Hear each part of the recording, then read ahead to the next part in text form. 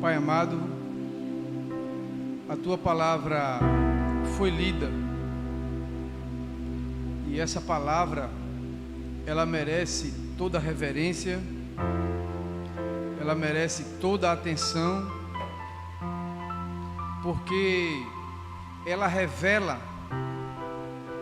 através da história, como o Senhor age, como o Senhor opera, como o Senhor escolhe, como o Senhor forja,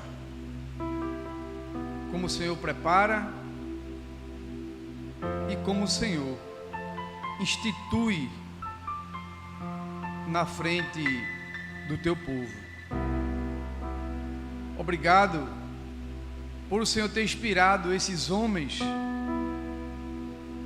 que escreveram essas escrituras que estão em nossas mãos. Muito obrigado, Senhor, porque elas testificam de Ti e dos Teus feitos maravilhosos no meio ou no arraial do Teu povo.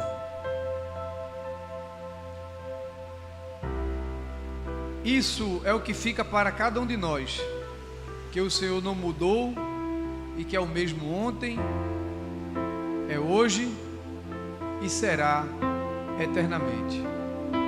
Assim nós oramos, pedimos, Senhor, que cada irmão que aqui se encontra, eles possam nesta manhã ouvir a Tua voz, que está descrita em palavras, que o Teu Espírito Santo ele seja o maestro nesta manhã,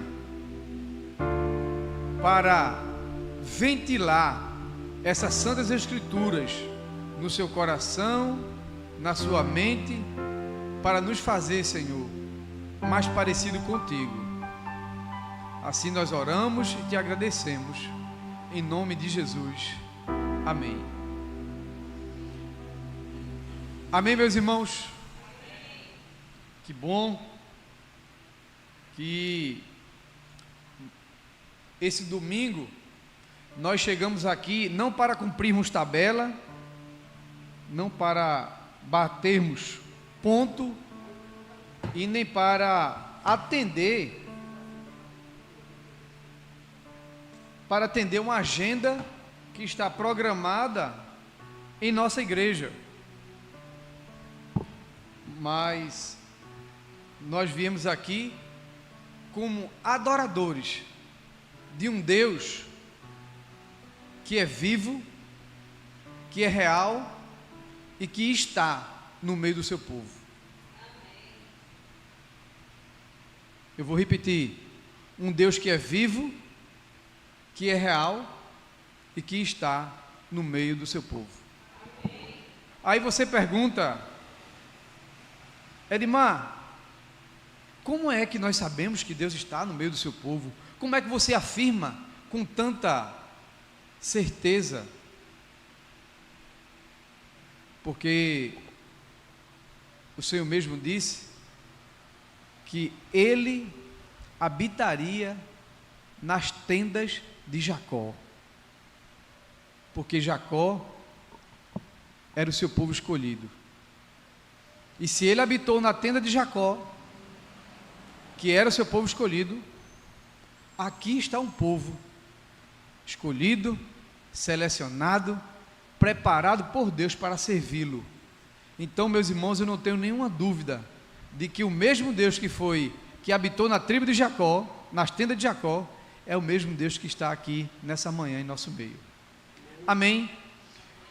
Se vocês deram uma olhada lá nas mídias, foi comunicado que o tema da nossa reflexão hoje seria temores, processos e vitória na vida de Davi.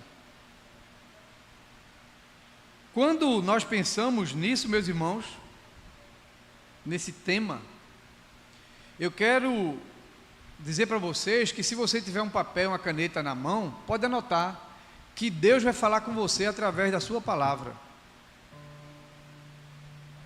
temores, processos na vida de Davi.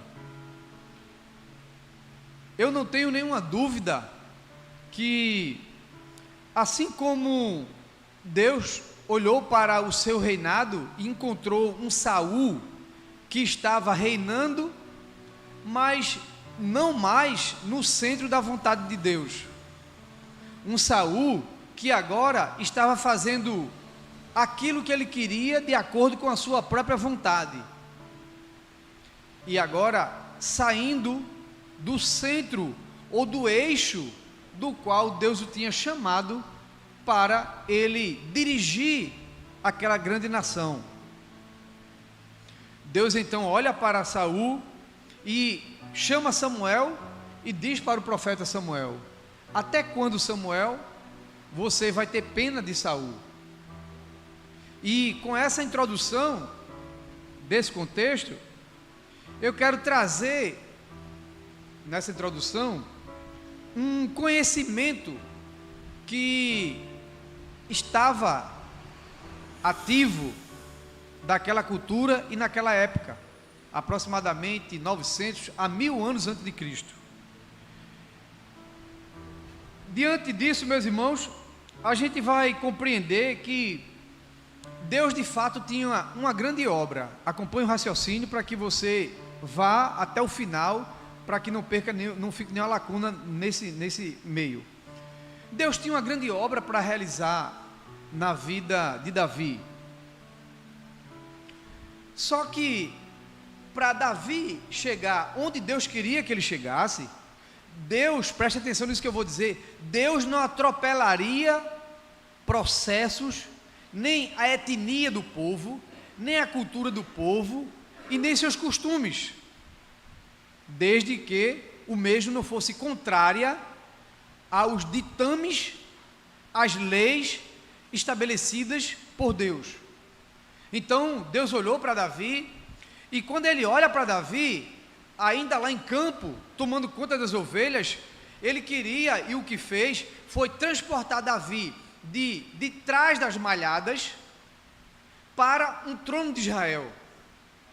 Mas para isso, era necessário que Davi passasse por um processo. Deus, por ele ser onipotente, você vai concordar comigo, que ele poderia simplesmente acordar uma certa manhã, Davi, com os seus 17, 18 anos, e dizer para Davi: Davi, a partir de hoje, você vai ser rei em Israel. Ele, por ser um Deus onipotente, ele poderia. No entanto, porém, todavia e contudo, Deus vai respeitar os processos que a cultura daquela época, eles realizavam para que uma pessoa chegasse a ser rei. E agora, eu vou fazer uma leitura aqui a respeito de clã. O que era o clã? O que era as tribos? O que era uma família naquela cultura?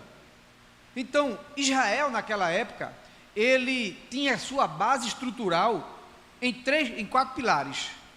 O primeiro pilar era o pilar da família, onde o cabeça era exatamente o pai. O segundo pilar era o pilar do clã. O clã já não era mais uma família, era algumas famílias em que desta família se destacava um ancião com sabedoria. Então aquele ancião era constituído como líder daquele clã. Acima do clã, hierarquicamente, existia a tribo.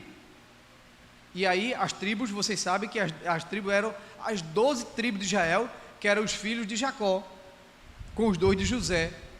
E por quarto pilar, era exatamente o governo, a esfera governamental, que era uma esfera nacional. Nesse período, o conceito de clã era central na organização social e política em Israel. Sua estrutura era tribal, formada pelas 12 tribos. Dentre as tribos havia subdivisões em clãs, que eram grupos familiares ampliados, eram ligados por grau parentesco Veja a associação desse clã: era grau parentesco, laços de sangue e por aliança. Então, por que é importante nós compreendermos essa cultura, esse ethos, a forma como eles viviam daquela época, para onde nós iremos chegar no final, que é Davi lá no trono? Porque o processo que Davi vai passar, ele é um processo que vai exigir, em primeiro lugar, a perda da zona de conforto. Como vocês bem sabem, e Davi registrou em seus salmos, ele diz que enquanto apacentava as ovelhas de seus pais, ele vai dizer que, ele disse para Saul: Saul, quando eu apacentava, olha Saul, veio um leão e tomou uma ovelha do aprisco dos meus pais. Saul, eu fiquei brabo, eu enfrentei aquele leão e salvei aquela ovelhinha. Saul, em um outro momento, não veio o leão, mas veio o urso, e semelhantemente eu lutei com o urso, também salvei a ovelha. De maneira, meus irmãos, que Davi, quando ia para o campo, ele levava a sua harpa, e enquanto o pasto estava verdejante, enquanto as ovelhas estavam se alimentando, Davi estava dedilhando aquela harpa, compondo salmos de exaltação a Deus. E aí, Davi estava no seu emprego, na sua vida, no seu trabalho, na sua zona de conforto. Davi estava fazendo aquilo que ele mais sabia fazer: tomar conta das suas ovelhas, amanhecer o dia, levar a ovelha para um pasto muito bom, verdejante, escolher água, alimento, segurança, e passar o dia tocando a harpa, louvando e adorando a Deus. Olha que maravilha. Porém, Deus tinha um plano maior para Davi.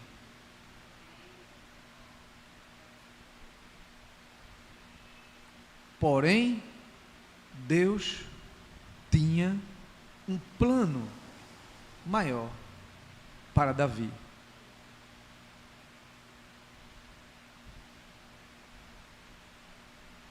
Esse plano vai exigir, vai tirar, vai remover Davi da sua zona de conforto. Ele vai colocar Davi em algumas situações que era necessário para que Davi chegasse onde ele chegou. E o interessante é que da família de Davi, do clã de Davi, a família de Davi tinha homens que pertenciam ao exército do seu clã, da sua tribo e consequentemente do seu governo de Israel. Os seus irmãos eram homens de guerra, eram homens valentes. E agora, que, como eu falei para vocês, que a tomada de decisão com relação a quem subiria hierarquicamente no governo, era necessário que os anciãos do clã e das tribos se reunissem e elegessem uma pessoa para ser o seu líder, para ser o líder da tribo, seja o líder do clã, ou até mesmo do seu governo. E Deus, quando olha para Davi, Deus olha para Davi e diz assim: eu preciso que Davi chegue lá, na cadeira, substitua Saul. E agora, meus irmãos, o que é que Deus vai fazer? Deus vai adulterar todo o plano, toda a estrutura que já existia naquela época? Não. Deus vai olhar para Davi e dizer assim: Davi não é um soldado, mas eu preciso que ele seja. Davi não está forjado na guerra, mas eu preciso que ele seja. Davi não está preparado para sentar no trono e reinar durante 40 anos em todo Israel, de Dan até Beceba, mas eu preciso que ele seja. Mas para isso, meus irmãos, a gente vai entrar nos processos. A gente vai entrar no processo. Se prepare, porque Deus não mudou os modos operantes dele. Deus não mudou os modos operantes dele. Se ele lhe quer em uma posição pelo qual eu e você ainda não esteja preparado, saiba de uma coisa, que nós precisamos passar no processo de Deus, para que no final nós estejamos exatamente no centro da vontade de Deus. Então, ele olha para Davi, olha para a família de Davi, e vê que Davi não é um exército, não é um soldado do exército. Davi não tinha seus bíceps desenvolvidos, Davi não tinha sua estrutura muscular pronta para a guerra, para a batalha, mas ainda era um adolescente, para jovem, tomando conta das ovelhas de seu pai. E aí, meus irmãos, Deus vai arrancar Davi de trás das malhadas, e ele vai começar convocando Samuel para ir na casa do pai de Davi, de Jessé, e de lá Deus havia provido um rei para subir o trono. Só que Davi não estava rolado entre esses homens, esses soldados. Davi não saía, não tinha a estrutura de um soldado já preparado. Quando Samuel chega na casa de Jessé, com o cântaro e o azeite para ungir o dito rei de Israel, porque Deus já havia rejeitado Saul. Quando Samuel se depara diante daqueles jovens, muito bem preparados para a guerra, Samuel, humanamente, ele pensa: certamente está diante dos meus olhos aquele que vai fazer de Israel uma grande nação, porque esse Saul que está aí é um rebelde, esse Saul que está aí está indo de encontro à vontade de Deus.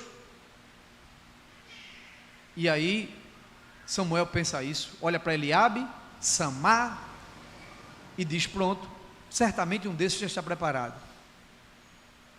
Mas o texto vai nos contar que após passarem todos eles, fica uma incógnita no coração de Samuel.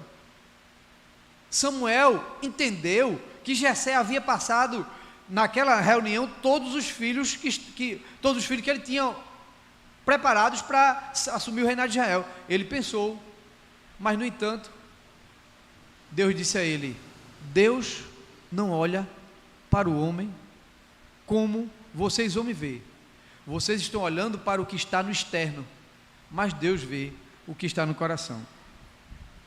E daí então, meus irmãos, Samuel pergunta para Jessé: cadê? Todos os teus filhos acabaram? Ele vai dizer então: não, meu senhor, não, profeta, tem um ainda, mas ele não serve, ele ainda é muito tenro, é o menino que está lá tomando conta das ovelhas, sabe? Ele não tem um preparo, ele não foi à escola militar, ele não passou tempo na caserna fazendo treinamento, exercício de guerra, ele não tem aptidões. E aí Jessé ouviu uma palavra que ele jamais esperaria ouvir de Samuel: mande-o chamar, porque ninguém vai sentar na mesa até que esse pequenino Davi ele chegue aqui nesse lugar. Meus irmãos, de maneira que 1 Samuel 16:12 vai dizer que mandaram chamar Davi. Sabe, meus irmãos, quando Deus quer nos tirar da rotina, tirar da nossa vida diária, vai acontecer algo anormal. Certamente Davi, mais um dia, ele pegou, acordou cedo, ainda amanhecendo a madrugada, pegou o seu rebanho, preparou, procurou um pasto bom, e certamente Davi estava lá tocando adorando a Deus com a sua harpa. E de repente chega de longe um emissário chamando Davi, de longe, Davi. E Davi para e disse: oxente, certamente olhou para o sol, né, que era o relógio dele, olhou, disse: não, isso não é a hora de eu ser parado aqui agora, meu pai não, o que está acontecendo? Tem alguma coisa acontecendo que não está normal. Tem alguma coisa acontecendo que não está normal. Aquele jovem grita para Davi, e Davi olha e disse: não sei o que está acontecendo. Meus irmãos, quando Deus ele quer nos tirar da nossa rotina, quando Deus quer nos chamar para alguns propósitos, nos elevar para o caminho dele, alguma coisa que a gente está fazendo diariamente, ela vai ser alterada. Tenha a sapiência, a sabedoria, fique atento, porque nessa mudança, Deus vai estar desenvolvendo o plano dele na sua vida. Mas para isso, é necessário que você esteja atento para o que se envolve, o que acontece ao entorno do seu redor, porque por aí vem a voz de Deus. E Davi não sabia da reunião que estava acontecendo na casa dele. Davi não sabia que Deus havia dito a Samuel: Samuel, eu me provi de um rei, e esse rei é aquele menino que está lá no campo, adorando ao Senhor. Seja um adorador na sua rotina. No seu trabalho, adore a Deus. Na sua casa, adore a Deus. Onde você estiver, seja um adorador. E certamente, espere, porque algo de Deus vai acontecer na sua vida. Foi assim com a vida de Davi. Davi estava lá na sua rotina trabalhando, mas de repente, alguém grita, diz: Davi, teu pai está te chamando. E meus irmãos, Davi foi. E quando Davi foi, Deus disse para Samuel: Samuel, pegue o azeite, derrame sobre a cabeça desse menino, porque esse menino, ele é escolhido para ser o rei de Israel. Pronto, chegamos até o ato da unção de Davi. Agora, se prepare, porque é agora que vai começar o processo. Vamos ler o que é que está escrito em 1 Samuel,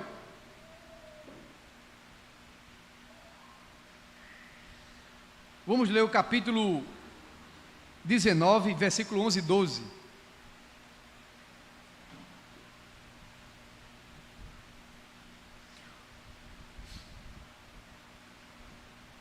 Porém, naquela mesma noite, Saul mandou mensageiros à casa de Davi, que o vigiasse para ele o matar pela manhã.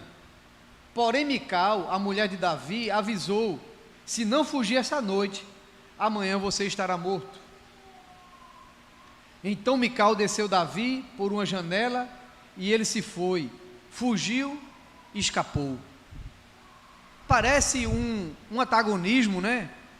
Davi foi ungido, Davi foi separado, Davi recebeu profecias, e agora Davi se encontra fugindo do exército de Saul, porque queria matá-lo. Perseguição. A perseguição, ele é um sinal de que muitas vezes estamos no centro ou fazendo a vontade de Deus. Por estarmos fazendo essa vontade de Deus, a perseguição vem sobre nós, porque o problema todinho só foi um. Lembra do texto lido? As mulheres não cantaram de forma intencional, elas simplesmente estavam alegres. As mulheres cantavam: e Saul venceu milhares, mas Davi venceu os 10 milhares. Na verdade, a intenção não era provocar, as mulheres não tinham a intenção de dizer que Davi era superior a Saul. E o que me espanta é que Saul estava numa posição tão distante de Deus, que era para ele ter dito assim: poxa, que coisa boa, eu tenho um soldado da minha guarda de confiança, que eu sou muito habilidoso, eu fui preparado para a guerra, eu fiz muito treinamento, eu fiz muitos cursos de atualizações de guerra de campo, e consigo vencer milhares. Mas vem esse Davi, esse menino que saiu das ovelhas, não fez curso nenhum, e consegue vencer 10 milhares, e ele é do meu time, ele é do meu governo, ele me defende, ele é o meu homem de segurança. Mas a cegueira espiritual de Saul foi tão grande, que ele não conseguiu perceber que Deus estava colocando diante dele um grande homem, mas a inveja, o pecado, a soberba dele não o permitiu ele enxergar a bênção que era Davi ao lado dele.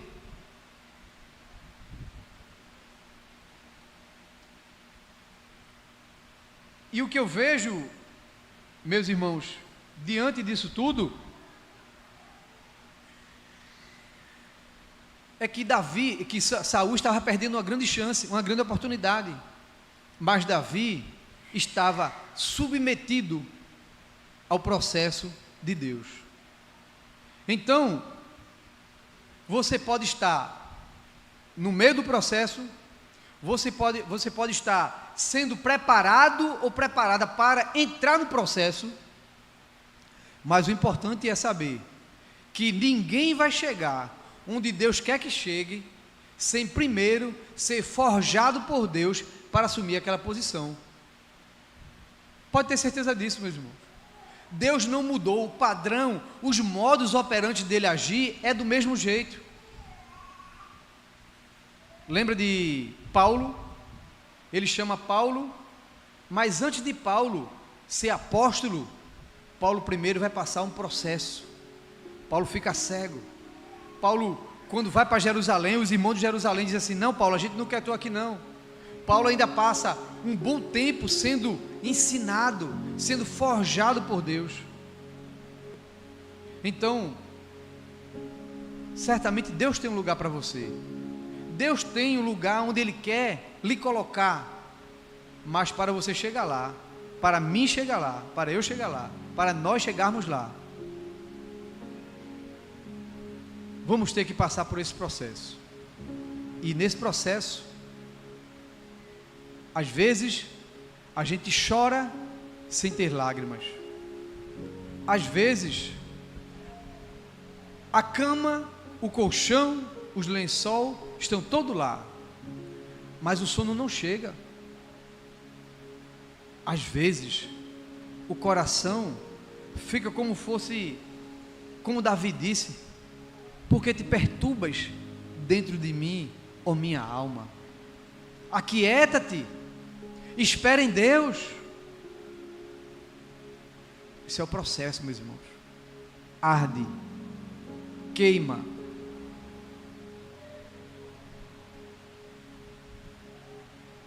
1 Samuel 21:10, Davi vai chegar na cidade de Gate, e a humilhação que Davi passou ali, foi para quem tinha recebido aquela unção de rei, era quase que inaceitável.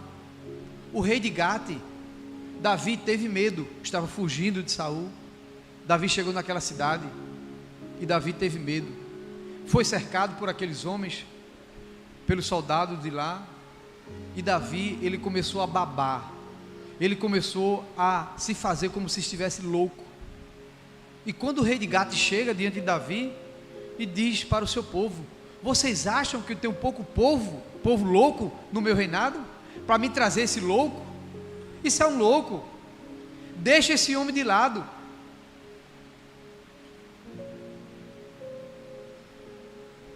Você acha que eu vou botar um louco desse na minha casa? É o versículo 15 de 1 Samuel 21, 15. Você acha que eu vou botar esse louco na minha casa? Processos de humilhação, processos de sofrimento. Eu quero ir com você agora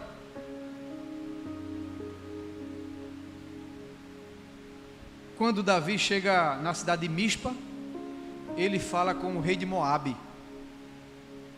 E lá,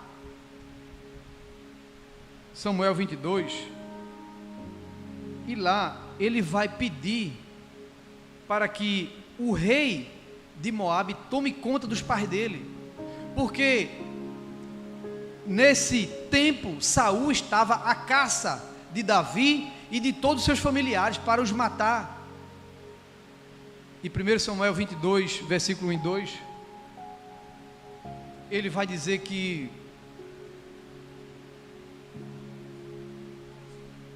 Primeiro Samuel 22, verso 1 e 2, Davi saiu daquele lugar e se refugiou na caverna de Adulão. E quando seus irmãos e toda a casa de seu pai souberam disso, foram ter com ele. Ajuntando-se a eles todos os homens que estavam em dificuldades, os que tinham dívida e todos amargurados de espírito. E Davi se tornou o chefe deles. E havia com eles os 400 homens. E daquele lugar Davi foi a Mispa em Moabe e disse ao rei de Moabe: deixa que o meu pai e a minha mãe fiquem com vocês, até que eu saiba o que Deus vai fazer da minha vida. Meus irmãos, nesse processo de andar com Deus, de caminhar para onde Deus quer que a gente vá, tem momento que a gente fica exatamente como Davi disse aqui: olhe, tome conta do meu pai, tome conta da minha mãe, porque eu vou esperar para saber o que é que Deus quer fazer da minha vida. Eu faria uma pergunta para você nessa manhã: o que é que Deus quer fazer na sua vida? O que é, para onde é que Deus quer lhe levar? Você já compreendeu? Você já entendeu de Deus? Deus já lhe deu discernimento espiritual para você saber aonde é que Deus quer lhe levar? Não, nesse momento a gente não pode ir atrás de modismo. Não, eu quero ir para fazer isso, eu quero ser um missionário. Ah, mas eu quero ser um missionário transcultural. Mas por que você quer ser um missionário transcultural? Não, eu quero porque eu acho bonito, porque eu acho lindo, eu acho maravilhoso ser um missionário transcultural. Não, eu quero ser um missionário nos ribeirinhos. Eu acho muito bonito as tribos indígenas, e aí eu quero trabalhar com índio. Mas por que você quer trabalhar com os índios? Não, eu quero ficar numa grande catedral, sabe? Ar-condicionado, toda acolchoada, um friozinho, tudo muito bom. Por que você quer ficar aí? Davi, nesse processo de Deus, Davi disse: tome conta dos meus pais, porque eu ainda vou saber aonde é que Deus ele quer me colocar. O que aprendemos com isso? Aprendemos, meus irmãos, que nós não devemos desejar algo ou pretender algo que não seja aquilo que Deus quer para nós. E olhe que Davi já tinha sido ungido por Samuel. Davi já havia recebido a palavra de que ele seria o rei de Israel. Mas no entanto, a cabeça dele estava tão quente, tão aperreada, a perseguição era tão intensa, que os salmos, quando a gente vai ler os salmos desse período, na caverna de Adulão, e esse momento em que ele foge, a gente vai ver o Salmo dizendo assim: cordéis da morte me cercaram, eu encontrei aperto e tristeza, então clamei ao Senhor, ó Senhor, livra a minha alma.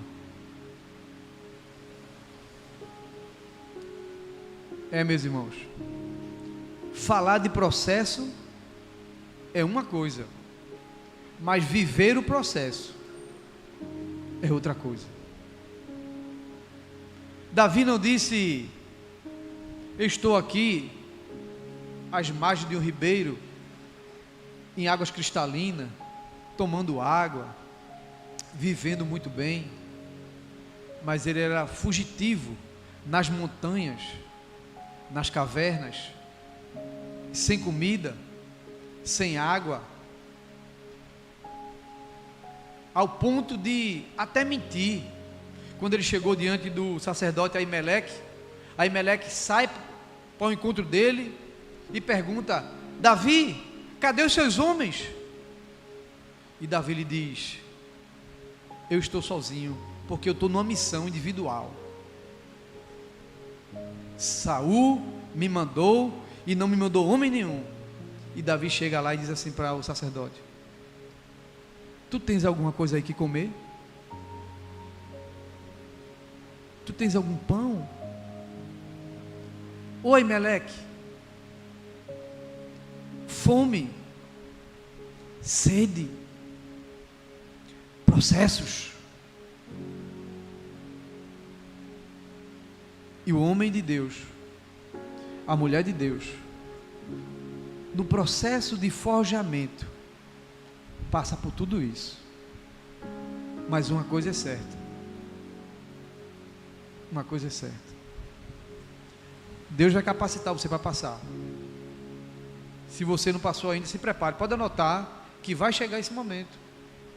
E quando chegar esse momento, você vai dizer como Davi disse: é um momento de aperto e de tristeza.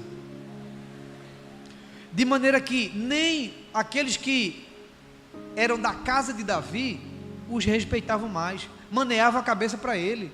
Ele diz no Salmo que até os empregados da sua casa olhavam para ele com um olhar de desprezo.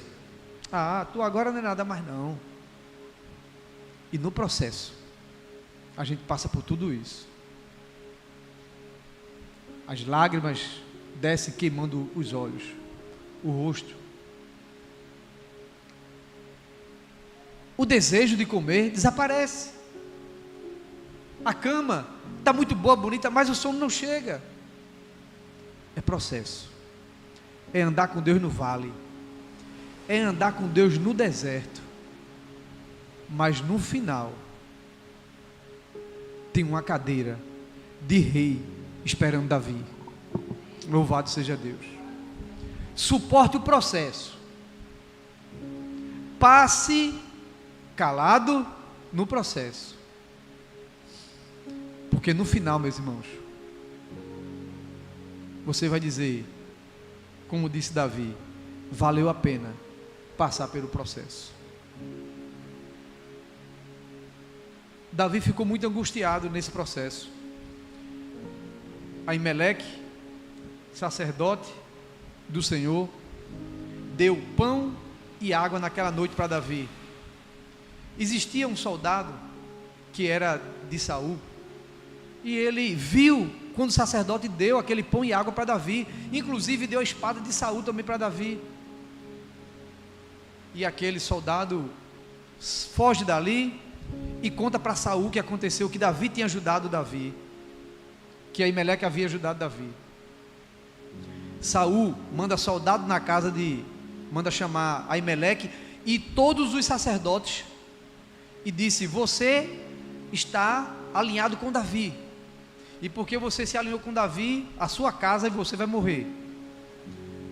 Saul mandou os soldados puxarem as espadas e matarem aqueles sacerdotes, de maneira que nenhum dos homens que que estavam com Saul ousaram puxar as espadas e matar os sacerdotes do Senhor.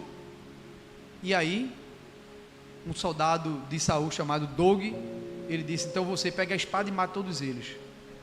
E aqueles 85 sacerdotes que ajudaram Davi naquela noite, com pão e água e a espada, todos eles foram mortos a fio da espada. Só, meus irmãos, que para completar mais a angústia de Davi, para completar mais o sofrimento de Davi, chegou o conhecimento de Davi: Davi, tu lembras de Aimeleque? Davi disse: sim, nesse processo foi ele que me deu pão e água. E Davi disseram a Davi: pois é, Davi, Aimeleque hoje já não existe mais. Não, que é isso? Fale a verdade. Davi, foi porque Saul ficou sabendo que ele te ajudou, e ele mandou, e ele passou todos os sacerdotes, e Aimeleque, a fio da espada, estão mortos.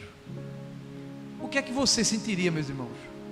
Como é que a gente se sentiria em saber que aquela pessoa que nos ajudou, pelo fato de ter nos dado pão e água, foi assassinada? Foi assassinada. E a angústia aumentava cada vez mais no peito de Davi. Mas eu quero concluir essa reflexão lendo com vocês 2 Samuel capítulo 5, versículo de 1 a 4. Será que valeu a pena todo esse sofrimento? Edmar, será que vai valer a pena meu sofrimento?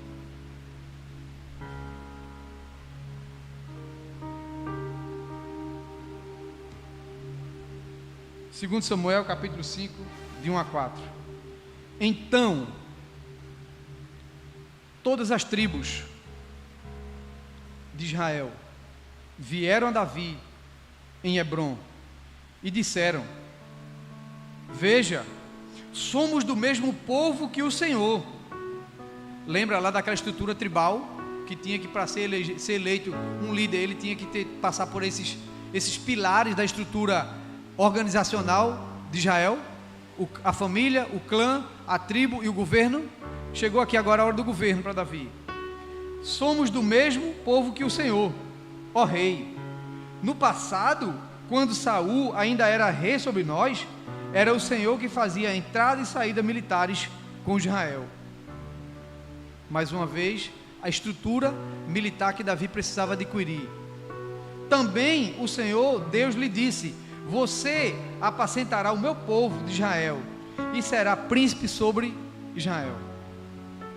Assim, todos os anciões de Israel foram falar com o rei em Hebrom, e o rei Davi fez com eles uma aliança em Hebrom, diante do Senhor, e eles ungiram a Davi rei sobre todo Israel. Então nós saímos com Davi de detrás das malhadas das ovelhas. Nós passamos um processo com Davi, ele fugindo de Saul, caverna de Adulão, Gate, Aques, diversas cidades onde ele passou, onde ele sofreu. E aqui Davi está fazendo uma aliança com o povo de Israel, com os líderes, com os anciões das tribos e dos clãs e das famílias, sendo constituído rei de Israel. Ele agora, meus irmãos, ele vai sentar numa cadeira, ele agora vai sentar no trono. Mas lembre-se, antes de você sentar no trono, antes de você sentar na cadeira, primeiro você vai passar pelo processo. Eu vou passar pelo processo. Nós passamos pelo processo para Deus nos levar para onde Ele quer. Feche seus olhos. Querido e amado Deus, nosso Pai, obrigado, Senhor. Obrigado porque a vida de Davi, ela nos prepara, ela nos deixa atento para vigiarmos e estarmos preparados para receber e passar por ti, contigo, nesse vale, nesse deserto, nessa jornada. Eu te peço, Senhor, que se tem algum irmão ou irmã que está aqui nessa igreja nesta manhã, ou aqueles que hão de assistir essa reflexão, essa mensagem, o Senhor possa ajudá-los a passar por esse processo. Não é fácil. O Senhor passou por esse processo na Via Crucis. O Senhor passou por esse processo lá no Getsemane. E as suas palavras foram: Pai, se possível for, passa de mim esse cálice. O Senhor sabe o que é processo. Fortaleça-nos, ajude-nos, Senhor, para louvor e glória do Teu santo nome. Assim nós oramos e Te agradecemos, em nome de Jesus.